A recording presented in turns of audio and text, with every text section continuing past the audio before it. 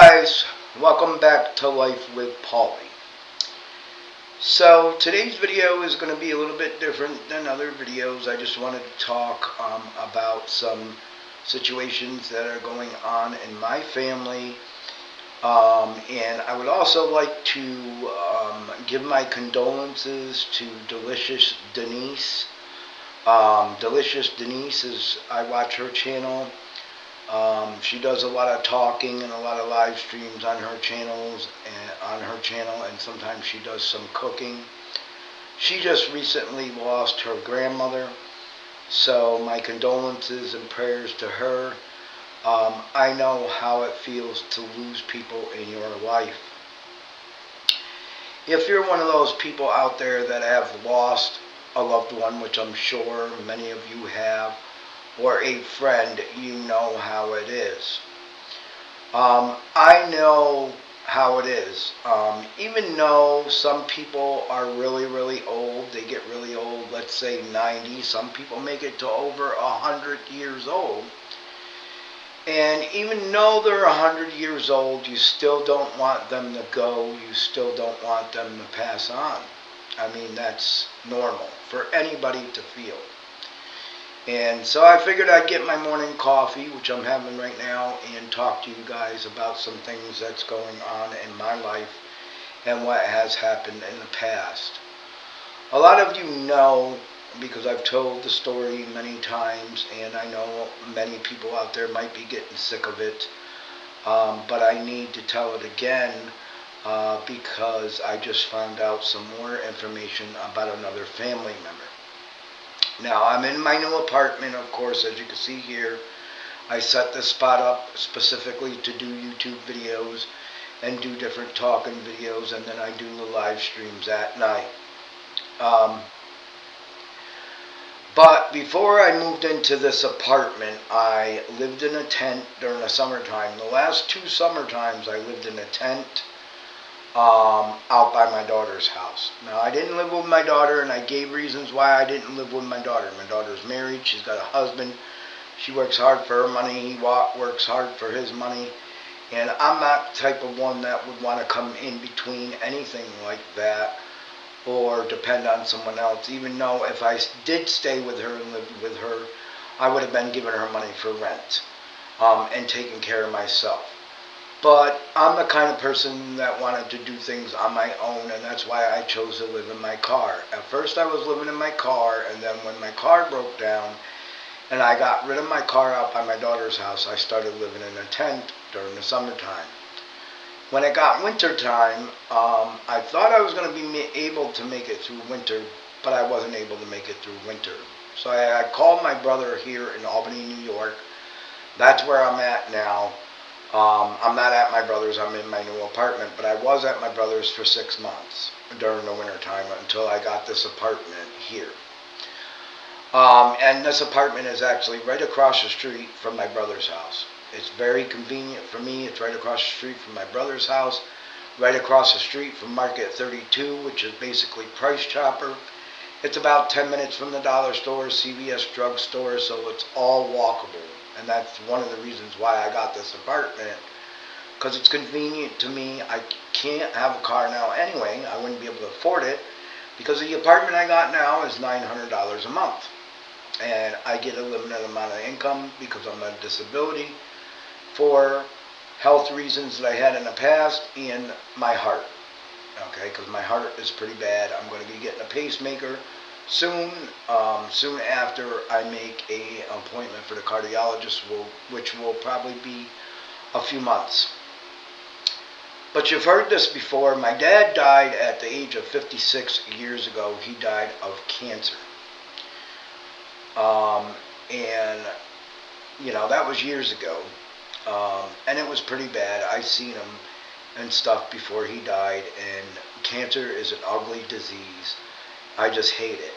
Now, of course, I hate it more when kids get it because, you know, there are some babies that are born with cancer. There are some kids that get cancer and die, and there's some kids that get cancer and they survive. But I think it's much worse if you have a child with cancer, that little, fighting and trying to go through that. Very hard on them. But it's also hard on the older adults too, and family members like me. Like I said, my dad died at 56 years ago, and then in the year 2000, my aunt got lung cancer. My aunt, which is my mother's sister, she had gotten lung cancer. She had one lung taken out. Before she had the one lung taken out, she was a smoker, but she quit smoking before she had the lung taken out, and then she had the lung taken out, and of course she didn't start smoking again. Um, but she had the lung taken out. She was 41 years old. This was back in 2000. I think she had her lung taken out in 1999. And she had the lung taken out, and she was doing good. But then she started getting sick again. And started, sleeping all the time, throwing up all the time, and she knew that something was wrong. So she decided to go back to the doctors again. When she went back to the doctors, it was all through her body. And there basically wasn't nothing they could do. And she died in the year 2000 at the age of 41 of cancer, leaving behind my two cousins, which she had two daughters that she left behind that were pretty young. So that was very heartbreaking. Losing my dad was heartbreaking. Losing my Aunt Mary, that was her name. She was only 41. She used to take me when I was little. We used to go to bingo together. We used to do a lot together. She was like a second mom to me because my mom didn't have much. My mom, when I was growing up, she had my check, Social Security check. It was basically a death benefit. And then she had a check also. So she didn't have very much money, especially after paying rent and bills and things like that. Excuse me. So my aunt used to take me to do things. We used to go to bingo. We used to watch horror movies together, and she would take me on the weekend and things like that. She was like a second mother to me. So that was my aunt, 41, my mom's sister. And then in I'm not going to say 2021. I think it was 19, no, it wasn't 19 something. It was 20, I'm not quite sure. Anyways, my mom ended up getting cancer also. She went to the doctors. They found lung nodules and things like that on their lungs, and basically told her she had cancer. And my mom at first didn't want to go through treatment. My aunt did, the one that died in the year 2000. She went through chemo. She had the lung removed and things like that, but the chemo made her very sick. She lost her hair. She got sick all the time, wasn't able to do stuff. And when I took my mom to the doctors for the first time, she said, well, I don't want treatment because I seen what Aunt Mary went through, my sister went through, and I don't want to go through the same thing and die anyway. Okay? My Aunt Mary, she wasn't able to do too much because of the chemo and the treatment and the radiation that she was going through. So my mom didn't really want to go through that. We went to a Syracuse hospital. And when we got the test back and she had the, biopsy done and stuff like that, and we found out it was cancer, we talked to the doctor, and the doctor was talking about treatment, and my mom says, no, I'm not doing chemo treatment, I'm not doing it.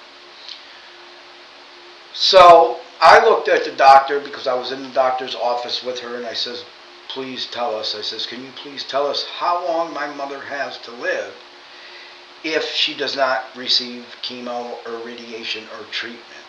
And the doctor looked at us and said 6 months. And I was just like, me and my mom, we looked at each other and we cried. At that time, I think she was 65, I believe, 65. Yeah, she was 65 when she got the cancer. And I just looked at her and I said, Mom, I'm not ready for you to go yet. I says, please, for me. I put my hands together as I was praying and I said, please, Mom, do it for me. Try the treatment. Try the chemo. Try the radiation. At least try it. I said, if you get sick, you get tired, you can't do nothing, if it affects you in a big way, then we'll just stop it. And you can let it run its course. So I basically begged my mother to get the treatment. And she finally agreed. She said, okay, I will try it. I said, Mom, if you get sick, you don't like it, you can't do it, we'll stop it. Now, like I said, the doctor said she would have had 6 months to live. Well, she ended up living another 5 years. Um, of course, in November of, October of 2021, she started to get worse. And I was taking care of her. I was the only one taking care of her. At that time, I had to help her get a shower. I had to help her wash up. I had to, she wore Depends. I had to change them and do them in October of 2021. And while I was taking care of her, I had the widowmaker heart attack and ended up in the hospital. And there was nobody home to take care of my mother. And her friend didn't know what was going on. Because I went to the hospital thinking I was going to come home. And they didn't send me home. They sent me to another hospital to get my heart fixed and the blood clots taken out and 2 stents put in. But she started to get worse in November, and then December she even got worse. She stopped eating, she stopped drinking, and she ended up passing away in February of 2022. She actually passed away February 5th of 2022, and that was one of the hardest things that I've ever went through, guys, because I was taking care of her by myself. I didn't have no help. My brother had come out and he said he was going to stay with me. He never did. He didn't stay with me. He left me by myself. Excuse me, guys. I'm still sick and still got a cold. So I was taking care of my mother by myself. I was wetting this Q-tip thing to stick in her mouth because her mouth was so dry. She stopped eating. She stopped drinking. She was so skinny and looked so terrible. I mean, her stomach was totally gone. All the flesh in her body was totally gone. All of it. Basically, her body ate itself to death. Her stomach was sunken in. Her neck was sunken in. It was a terrible thing to go through. And I just got to say, first off, before I get to the next part, if you're going through this, you need support somehow. I didn't have no support, and let me tell you, it was not a pretty thing to go through, and it wasn't an easy thing to go through alone, to sit there and watch your mother kind of suffer, February 5th of 2022, I begged her. I says, Mom, please. I said, for me, please go. I said, I told her I would be okay. And that was February 5th of 2022. And I told her that. And a little while later, a few hours later, I got up to get something out of the kitchen. And I turned around and then turned back around and looked at her, and she had taken her last breath already. So she was waiting for me to turn around to do that. I'm glad because she didn't go through no pain or nothing like that because she was taking a little bit of morphine. I was giving that to her, the morphine. So I didn't hear her take her last breath. I didn't hear her struggle or nothing. So that was good, and I did cry for quite a while. I called my daughter and I says, are you on your way? I says, because I think she's going to die. And she was on her way, but my daughter didn't get there until after she died. And when I got there, I was done crying, and I said, I'm okay now. I said, at least, she ain't in pain no more. So that was hard to go through, especially by myself. So if you have a family member going through that, try to reach out to friends, try to reach out to other family members, try to get the help, because I even had hospice involved, and let me tell you, I don't know, I know most people, they say hospice is good and hospice works, but the hospice that I was going through, they didn't help me at all. They didn't offer me no support. I got a sympathy card from hospice about 6 months after my mom died, and I was like, what the hell is this crap? 6 months after my mom died. Sure, they gave me supplies and stuff when I needed it, and would give me supplies if I called, but other than that, they didn't offer me no emotional support, nothing. And they're supposed to. So that was a terrible experience that I went through. So anyways, I lived at my brother's for 6 months. Now before I went to my brother's, my other aunt that lives in PA, she wanted me to go live with her. And I was thinking about it at first. I said, well, maybe I will go live with her. She wanted me to come live with her, and I would have helped her out with bills or whatever. But then I checked into their programs like Medicaid program and things like that. Because here in New York, Medicaid program, you're eligible for Medicaid if you make under 16 something a month, almost $1,700 a month. And I make under that, so I'm eligible for Medicaid in New York. In PA, I wouldn't have been able to get Medicaid because my disability, it's too much. So if I moved to PA, I wouldn't be able to go to the doctors. I would have Medicare, but Medicare, they only pay 80% of your bill. You have to pay the other 20%. Plus, you have to pay $189 a month for your Medicare premium, and you pay a $500 deductible at the beginning of every year. You have to pay that out of your disability check or your SSI check. Excuse me. So I wouldn't have been able to afford to go to the doctors. I wouldn't have been able to afford to have my heart pills or anything like that. So I decided not to go, and I decided to go to my brother's. Now, when she offered me to come out there, a couple years ago, she had cancer, which was called anal cancer, and she got that taken care of, and she was cured of it. And then when she offered me to come out and stay with her about 7 months ago, she got kidney cancer. She found out that she had kidney cancer in one of her kidneys, and she was going to have that kidney removed. The cancer, the tumor was actually in the middle of the kidney, so the doctor said they would have to remove the whole kidney. And her other kidney was only at 40%. Which is not good. And she asked the doctor, well, my other kidney's at 40%. If I'm going to need dialysis, I won't do that. I'd rather just die. Well, the doctor said she would be fine, with 40%. If it got any lower than that, then they would have to talk about dialysis. But they said she would be fine with 40%. Then I moved to my brother's, and I stayed the whole winter. This last winter, I stayed at my brother's the whole winter, 6 months. And I didn't call my aunt or talk to my aunt because I didn't want to put that on her. I knew she was going to be going to the hospital to get her kidney taken out. And then she was going to have treatment and stuff, and she's already been going through chemotherapy and things like that. So I didn't want to put that on her, okay? At the time, she was 71. I think she's 72 now. But at the time, she was 71, and I wanted her to get her stuff done. And I didn't want to put more stress on her or, sit there and say, well, I got to go back to my brother's or, I can't do this or I can't do that. I wanted her to worry about herself and get herself taken care of.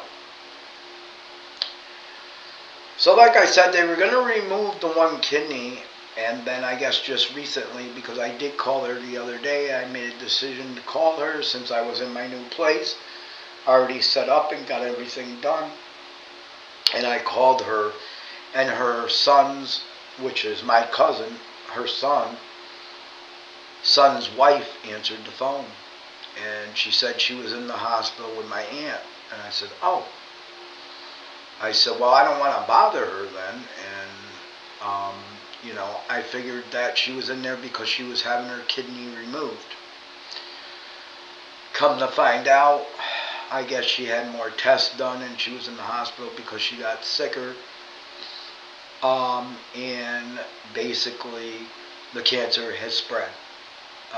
The cancer went from her kidney to her lungs, and I guess it's even in her back and her spine. like my mom's was, because my mom had lung cancer, and then my mom did get it in her spine also before she died. And that's what happened with my Aunt Nancy in PA, which is my mom's other sister. It went from her kidneys to her lungs and then to her spine. So now they're not going to take out the kidney. Um, they're going to give her treatment still. I believe she'll still have chemo and radiation, but basically they're not going to do nothing for her because it's too bad. So now I have another family member that's going to die of cancer. Of course, she's 72. You know, some people might say that's old or whatever. But I know people live to 100 sometimes. Some people live to 90 something sometimes. So, you know, it's always hard to lose a family member. Even though she lives in PA and I live here in New York, you know, I have traveled out there when I had the car before to visit her and stay with her. And I took my mom out there also to visit her and stuff. Actually, I think after we found out that my mom had cancer, I took her out there to visit her. So she could at least see her. And my aunt came down to New York from PA to basically say goodbye to my mom. She traveled down here to say goodbye to my mom because she knew my mom was going to die within a few days. So now I have another family member that's been wiped out by cancer, basically. My whole family has been wiped out by cancer. I got a couple of brothers. My older brother, he's got some health issues, and he hasn't had tests done or nothing.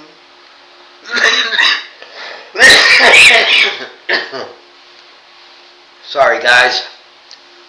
My older brother, he's 58. He hasn't had tests done or anything, and he's kind of scared to go get tests done because he's got a feeling there's something wrong. He gets a lot of swelling in his legs, swelling in his feet, and things like that. So he's kind of scared to get the test done. And then I have another brother, but he's younger, and I think he's pretty healthy, as far as I know. And then I have 3 daughters of my own. My daughters are grown up. 2 of them live in Ravenna, and 1 of them lives in Kansas, but they're doing well. But my family, immediate family, my mom, my dad, my Aunt Mary, which was 41, all died of cancer. And now my other aunt, Nancy, basically is going to die from cancer. It's an ugly, ugly disease. And if you know anybody that's going through something like I've been through, try to support them as much as you can. Try to give them as much support as you can. Hi, Annabelle. I love you. Bye. This is Annabelle here. Annabelle's laying by me. She's got to always be up my butt. But if you know somebody that's going through that, try to support them. There are some people out there that do get cured by cancer. There's this one YouTube channel you might want to go watch if you are going through this, or you're looking for advice and things like that. It's called the Brody Bunch. Brodie, Brody Bunch. And that family was going through cancer too. Only it was a little bit worse for them because their daughter was only 10 years old. And she had cancer, and she had something wrapped around, I don't know if it was her stomach or something wrapped around something inside of her body. She had a tumor wrapped around it. And they actually got all the cancer out of her body. She had it in quite a few places. They actually got all the cancer out of her body. And at this moment, she's cancer free. Which is amazing, and I'm glad, even though it's not my family.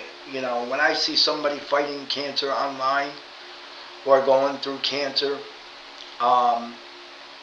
it's sad, and I do cry. The Apples, if you go look up the Apples, Jenny Apple, she was another one, a mother that died of cancer, leaving behind her husband and her 2 children, Jenny Apple. There was another lady I don't know the channel name, but she was also going through cancer, and she said she didn't want to die from cancer because she knows what people go through. I see what my mother goes through. If I had to go through that, I think I'd rather die before I had to go through that. And I came across a YouTube video, because I do watch a lot of people on YouTube and a lot of cancer stories, so sometimes it pops up into my feed. There was a lady that chose to, she lives in a different country. It's not here in the U.S. because they don't allow it in the U.S. But where she is, she chose to die on her own before it got worse. So she chose to basically take a pill to pass on by her, on her own terms. And so she wouldn't have to go through the pain and the suffering. I think everybody should be able to make that choice. If you don't want to go through the pain or the suffering of cancer, I think everybody should have that option to do that. Because, it's a terrible thing to go through. Not only for the person themselves, but the persons like me that are responsible for taking care of that person. It's a very sad, hard thing to go through. But I also want to say, if you're someone out there that thinks that treatment ain't going to work, or, a lot of people, yeah, it doesn't work for it, but it's possible it could work for you. You are your own person. My mother, she never got sick. She never lost her hair. Sure, she would get tired once in a while, but of course she's going to get tired once in a while. First off, she was 71, 65 to 71. Second, she was having radiation. She was having chemotherapy. Of course you're going to get a little bit tired. But she never got sick. She never lost her hair, and she did great with it. And like I said, the doctor said if she didn't do the treatment, she would only had 6 months. I got an extra 5 years with my mother. And I made sure that was the best 5 years of her life. We went to the casinos. She met friends where we lived. She met friends. She used to go to her friend's house and things like that. Her friend used to take her out to dinner. Her friends used to take her to the casino. And we went out with my daughters, which is her granddaughters. We went out to dinner and did different things. And I made it the best 5 years of her life. So if you have somebody out there, a family member, a child, whatever the case may be, do the treatment, try the treatment, and see how it works out. And in my opinion, give them the best life that they can have in that time, no matter what it is. If it's 1 year or 2 years, give them the best life you can give them. Spend the most time you can with them. Because most of the time when someone's got cancer or going through that, most of the time their time is limited. Okay? Now, of course, there are people out there that just die like that. They could get into a car accident, die like that, and you don't know, and it just catches you by surprise. But if someone's got cancer or some kind of disease that's going through their body, and, you have a chance to spend time with that person. You have a chance to show that person maybe a life that they didn't see before or have before. Take them out to dinner. Take them out shopping. Take them out to the movies. Take them out and do different things. If it's a kid, take them out, do things with them. Take them to Disney World. Take them to an amusement park. Spend the most time you can with your family. Excuse me. You should spend the most time you can with your family anyway. Because we never really know when our time is going to be up. Except for, like I said, if you got a disease or you got cancer, you might know then about how much time you have. Like when the doctor told my mother she had 6 months left. If she decided not to do the treatment, I couldn't make her, but I did beg her and actually tried to get her to do it. But if she wouldn't have done it, I would have tried to make that the best 6 months of her life. Whatever I could do to do that. And So yeah, I wanted to give everybody an update on that. I just went to the doctor's yesterday, and I do have a little bit of a health update. Sunshine, that watched my videos, she mentioned the chicken that I was eating and eating processed foods, and I know what you're talking about. And I've eaten processed foods, and when I moved over to my brother's out of the tent, I did bad, and I bought chips and chips and chips and chips. No more snacks or chips for me. And I will give you a doctor update and tell you all about that in my next video. But for now, I'm going to close out this video. I want to thank you for watching. If you're somebody out there going through this, you can always leave a comment down below, or you can contact my email address and I will talk to you. If you're going through a family member having cancer and you're going through it alone like I did, I didn't even really have anybody to talk to. I mean, I called my aunt and PA and I talked to her.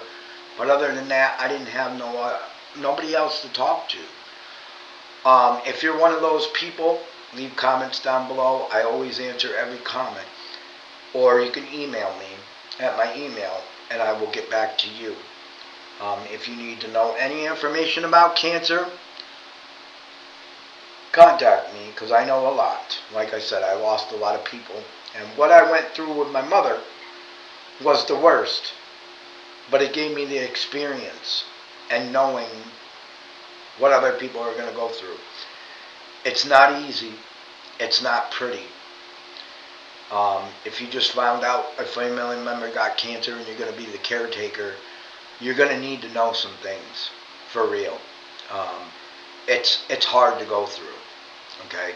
Now I know there's a lot of people that will stick their relative into a care home or something like that. That's fine if you do that. Myself, I wanted to take care of my mother myself. My brother, my younger brother, not my older brother, the one that I was staying with, but my younger brother, he said they wouldn't be mad if I stuck her in a care home. And I said, no, I won't do that to my own mother. I took care of her till her last breath. So if you're one of those people and you need to know what you're going to go through or what you're going to need, contact me. Contact my email or leave a comment down below. Please remember to like, comment, and subscribe down below. Much love to all, and I'll see you in my next video.